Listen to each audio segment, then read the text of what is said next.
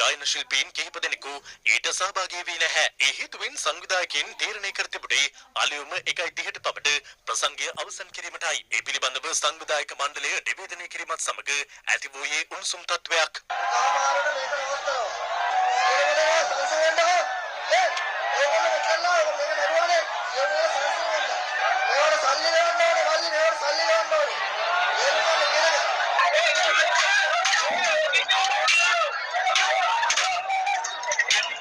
එම අවස්ථාවේ කලහකාරී ලෙස හැසිරුණු පිරිස වේදිකාව දෙසට පුටු දමා ගසමින් සිය විරෝධය පළ කර අතර ඇතැමුන් සංගීත කණ්ඩායමේ භාණ්ඩවලටද අලාභානි සිදු කළා.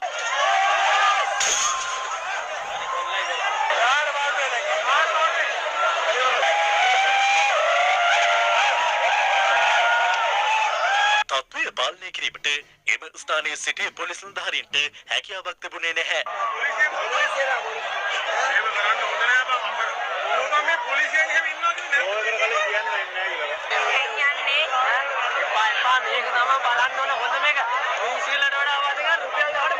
කෙසේ වෙතත් මෙම සිදුවීම සම්බන්ධයෙන් කිසිවෙකුත් මෙතෙක් අත්අඩංගුවටගෙන නැහැ.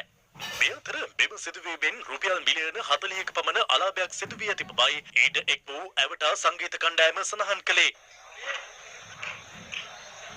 පොලිසිය කිසිම ඇක්ෂන් එකක් ගත්තේ නැහැ. නිකන් බොරුවට කෑ ගැහුවා විතරයි. එයාලා නිකන් පිටිපස්සට දිව්වා මේ මොකක් හරි ඇක්ෂන් එකක් ගන්න මොකක් හරි ගන්න කිසිම ඇක්ෂන් එකක් ගත්තේ නැහැ. අපිට නම් කෝටි 4ක් විතර පාඩුයි. ඔය අලුත්ම බින් එයාලා ඒක දෙයක් කියලා.